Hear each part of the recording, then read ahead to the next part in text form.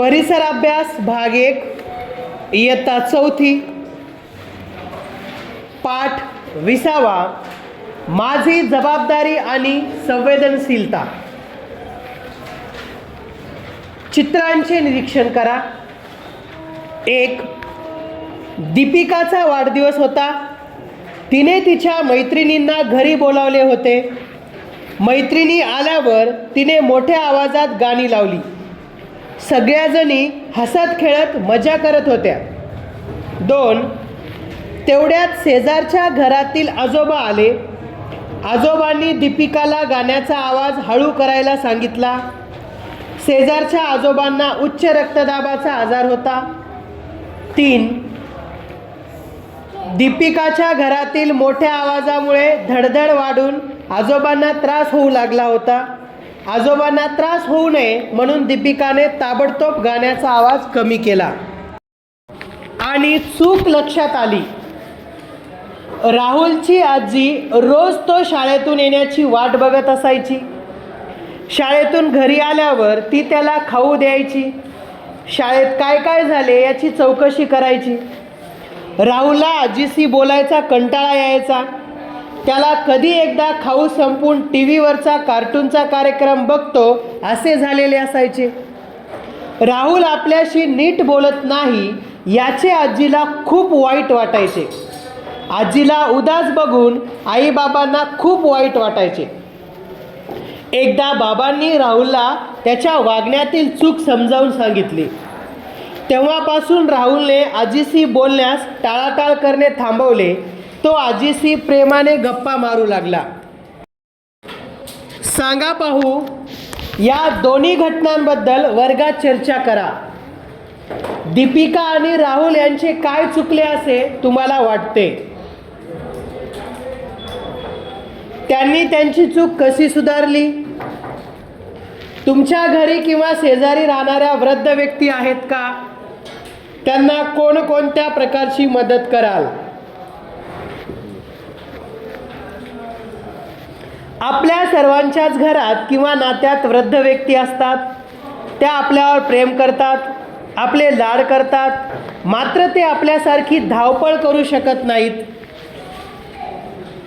दुकानातून औषध किंवा सामान आणून देणे, माळ्यावरील वस्तू खाली काढून देणे, सुईत दोरा ओवून देणे अशी त्यांची छोटी छोटी कामे असतात।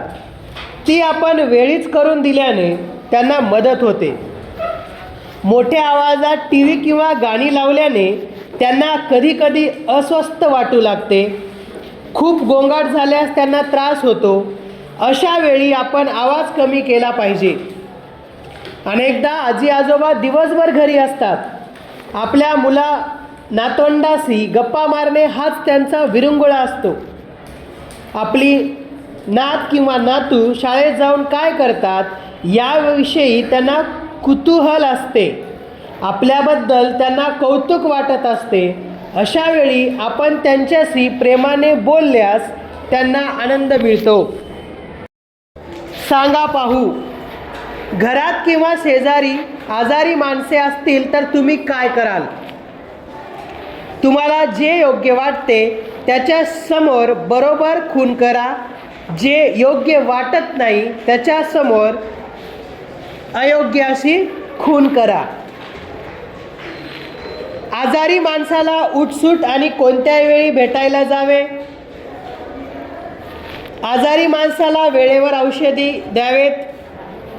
आजारी माणसाला तळलेले पदार्थ खायला द्यावे।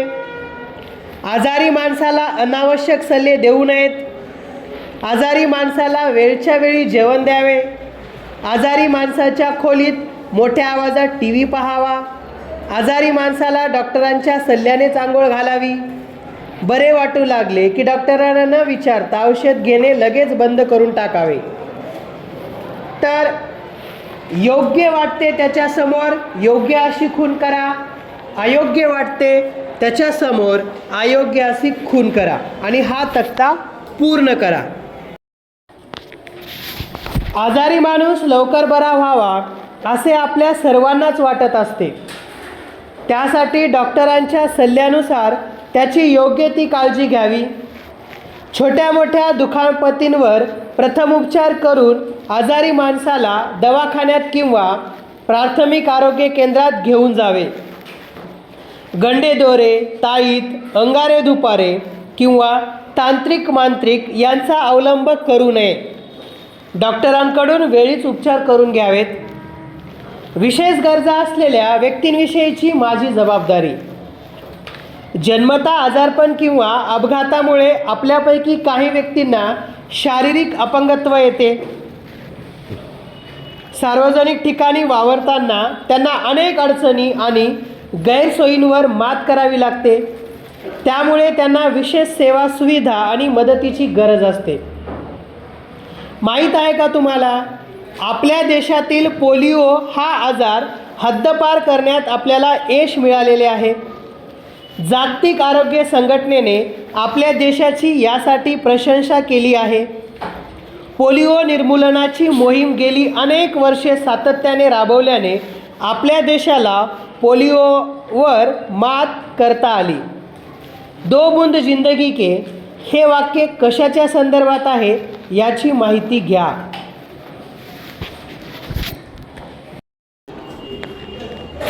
परदेशातील काही इस्पितळात आता आजारी माणसाच्या सेवा शुश्रूषेसाठी रोबोंचा वापर केला जातो. रोबोंकडून काम करून घेताना मजा येईल का, की माणूस अवतीभोवती नसेल तर कंटाळा येईल? करून पहा. वर्गातील सगळ्या मुलामुलींची 2 गटात विभागणी करा. अ गटातील मुलामुलींच्या डोळ्यावर पट्टी बांधा. ब गटातील मुलामुलींच्या डोळ्यांवर पट्टी बांधू नका. दोन्ही गटातील एक मुलामुलीला एकत्र करून जोड्या करा. प्रत्येक जोडी वर्गापासून शाळेच्या मुख्य दरवाजापर्यंत जाईल. तिथे पोहोचल्यावर अ गटातील मुलाच्या डोळ्यांवरील पट्टी सोडा आणि ब गटातील मुलाच्या डोळ्यावरील बांधा. आता दोघेही परत वर्गात या. डोळ्यांवर पट्टी बांधून चालताना कोणत्या अडचणी आल्या? डोळ्यांवर पट्टी असताना तुम्ही नेहमीच्या वेगाने चालू शकाल का? तुमच्या डोळ्यावर पट्टी नसताना तुम्ही तुमच्या जोडीतील मुलामुलीसाठी थांबत होता की तिला मागे टाकून पुढे जात होता? तुमची जोडीदार तुम्हाला मागे टाकून गेला असल्यास तुम्हाला कसे वाटले? रस्त्यावरून जाताना हातात पांढरी काठी घेऊन चाललेली एखादी दृष्टिहीन व्यक्ती तुम्ही पाहिली असेल. पांढऱ्या काठीच्या मदतीने दृष्टिहीन व्यक्ती सार्वजनिक ठिकाणी मोकळेपणाने वावरू शकतात. काही इमारतींमधील उद्वाहकांपाशी, लिफ्टपाशी मजल्यांचे क्रमांक ब्रेल लिपीमध्ये लिहिलेले असतात. त्यामुळे कोणाच्याही मदतीशिवाय अशा इमारतींमध्ये त्या व्यक्ती हव्या त्या मजल्यावर जाऊ शकतात. मतदान यंत्रावर ब्रेल लिपीच्या सोयीमुळे दृष्टिहीन व्यक्तीही इतरांप्रमाणे गुप्त मतदान करू शकतात. शाळा महाविद्यालयांमध्ये तसेच काही इमारतींमध्ये तुम्ही पायऱ्यांशेजारी उताराचा पट्टा बांधलेला पाहिला असेल. या उताराच्या पट्ट्याला रॅम्प असे म्हणतात. रॅम्पमुळे चाकाची खुर्ची वापरणाऱ्या व्यक्तींना इमारतींच्या आत येणे शक्य होते. चाकाची खुर्ची वापरणाऱ्यांसाठी विशेष प्रकारच्या शौचालयांची सुविधाही काही इमारतींमध्ये असते. विशेष गरजा असलेल्या व्यक्तींना आपले दैनंदिन व्यवहार सुरळीत पार पाडता यावेत यासाठी या सुविधा असतात. मात्र या सुविधा सर्व ठिकाणी उपलब्ध असतातच असे नाही. सार्वजनिक ठिकाणी सुविधा असोत किंवा नसोत, विशेष गरजा असलेल्या व्यक्तींशी आपण प्रेमाने वागले पाहिजे. दृष्टिहीन व्यक्ती स्पर्शाच्या लिपीचा वापर करून लिहू वाचू शकतात. या लिपीला ब्रेल लिपी असे म्हणतात. या लिपीत प्रत्येक अक्षरासाठी काही टिंब ठरलेली आहेत. कागदावर दाब देऊन ठराविक टिंबांना उठाव दिला जातो. कागदावरील या उठावदार टिंबांना स्पर्श करून दृष्टीहीन व्यक्ती लिहिलेला मजकूर वाचू शकतात. आपल्या भाषेत मिळणारी सगळीच पुस्तके काही ब्रेलमध्ये मिळत नाहीत. आपण आपल्याला आवडलेली गोष्ट आपल्या दृष्टीहीन मित्राला किंवा मैत्रिणीला वाचून दाखवू शकतो. चित्रांचे निरीक्षण करून पहा. चित्रात दिलेली ब्रेल लिपीतील चिन्हे वापरून तुमचे नाव लिहा. खुणांच्या भाषेतील चिन्हे वापरून तुमच्या मित्रमैत्रिणींचे नाव सांगा. ब्रेल लिपी अ, आ, ई मुळाक्षरे दिलेले आहेत आणि त्या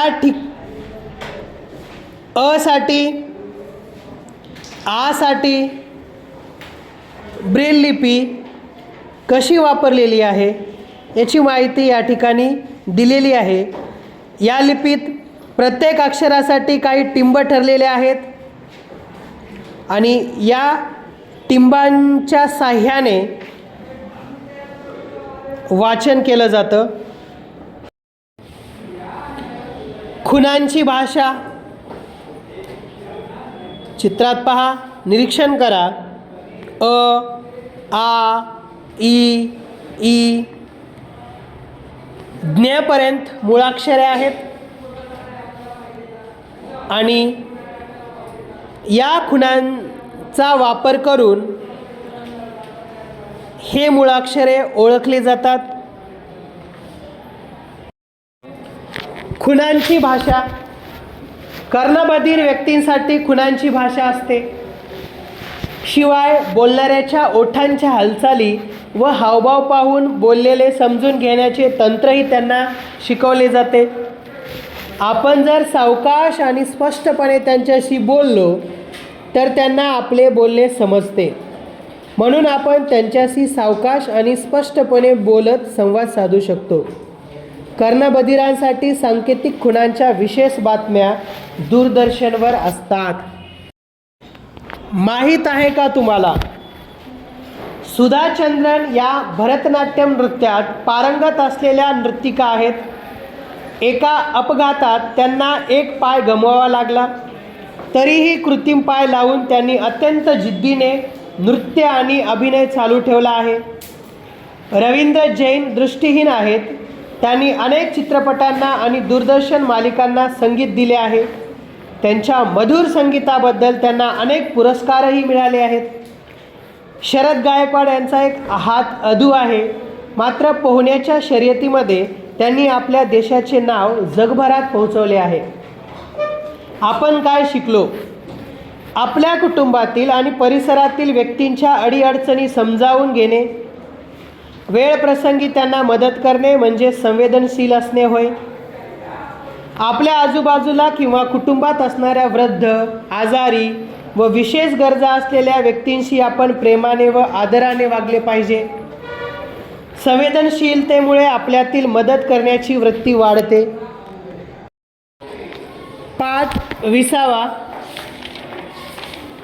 माझी जबाबदारी आणि संवेदनशीलता या पाठाचे संपूर्ण स्वाध्याय पाहूयात.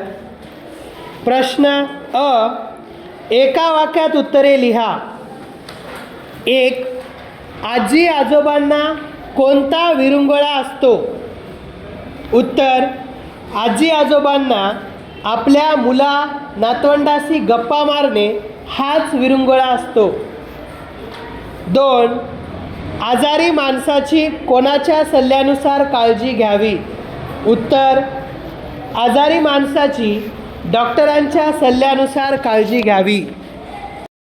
प्रश्न आ, योग्य अयोग्य लिहा. 1. मोठ्या आवाजात टीव्ही किंवा गाणी लावावेत. उत्तर: अयोग्य. 2. आजार बरा व्हावा म्हणून गंडेदोरे, ताईत, अंगारे दुपारे किंवा तांत्रिक मांत्रिक यांचा अवलंब करावा. उत्तर: अयोग्य. ई, चुकीचा शब्द खोडा. 1. कर्णबधीर लिपी खुणांची भाषा वापरतात? उत्तर, कर्णबधिर व्यक्ती खुणांची भाषा वापरतात. 2. पांढऱ्या काठीमुळे, चाकाच्या खुर्चीमुळे दृष्टिहीन व्यक्तींना रस्ता ओलांडणे शक्य होते. उत्तर, पांढऱ्या काठीमुळे दृष्टिहीन व्यक्तींना रस्ता ओलांडणे शक्य होते. उपक्रम: अंधशाळेला भेट द्या, ब्रेल लिपीची माहिती मिळवा. विशेष गरजा असलेल्या व्यक्तींसाठी असणाऱ्या शासकीय योजना शिक्षकांच्या मदतीने समजावून घ्या. विशेष गरजा असलेल्या व्यक्तींसाठी काम करणाऱ्या एखाद्या संस्थेची माहिती मिळवा. संपूर्ण पाठाचे स्वाध्याय सुंदर अक्षरात लिहा आणि वाचन करा.